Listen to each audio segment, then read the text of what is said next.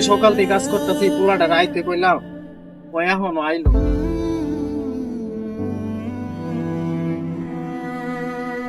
বাবা তুমি মানে কাজ করতেছো? তোরে আমি এই সকালে আইতে কইছি, আর তুই এখন আইছস? আরে আর কেউ না, রাস্তায় একটু কাজ আছে তো লেগে আছে ধীরে। চল আমার লগে কাজ কর।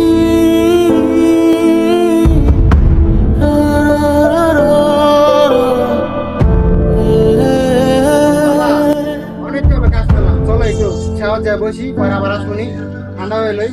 আচ্ছা চল তাইলে।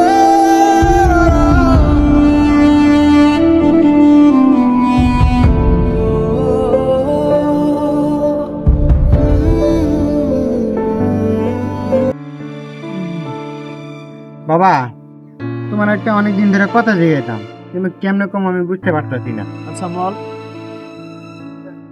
কথাটা হইছে, আমার সব তুমি তো জানো আমার অনেক ফ্রেন্ড সার্কেল আছে, বড় বড় বন্ধু, তারপর বড় ফ্যামিলি। আমি খালি একমাত্র মধ্যবিত্ত ফ্যামিলি। কারণ আমার সব বন্ধুরা বাইক কিনা লাইতেছে, বাইক কিনতেছে, ওরা ঘুরতে যায়, ওরা অনেক জায়গায় ঘুরতে যায়, আমার নেয় না। আমার অনেক খারাপ লাগে জানো, কারণ আমি চাইতেছি আমার তুমি একটা বাইক কিনে দিবা।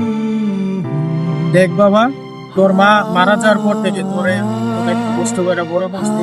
দেখ বাবা, তুই তো জানোস যে আমরা অনেক গরিব, দিন আয় না দিন খাই, মানুষের কাছে কাজ কাম করে খাই। এখন তুই এত বড় একটা আবদার করছিস, এটা তো আমার পক্ষে দেওয়া সম্ভব না। আমি এত কিছু জানি না, আমার বাইক লাগবে তো লাগবো। তুমি তো জানো আমি তোমার এখন পর্যন্ত ছোটবেলাতে কোনো কিছু আবদার করি নাই, কোনো একটা জিদও করি নাই। কারণ তোমার কাছে আমি একটা জিনিস চাইছি, তুমি যদি না দাও, এটা কেমন একটা না। আমার বাইক লাগবে, যেমনি হোক আমার আজকের ভিতরে বাইক লাগবে। তুই তো জানোসই আমাদের পরিবারে কি অবস্থা। তোরে আমি এই মুহূর্তে বাবা কেমনে বাইক কিনে দিই? না আমি অত কিছু বুঝি না, আমার আজকের ভিতরে বাইক কিনে দিতে পারো। তুমি খালি বলো আমার আজকের ভিতরে বাইক কিনে দিতে পারবা কিনা। যদি না দিতে পারো আমি আশা থেকে চলে যাবো। না, আজকের ভিতরে আমি বাইক কিনা দিতে পারবো না। তুই যদি চাস আমার কিছুদিন সময় দিতে হইব।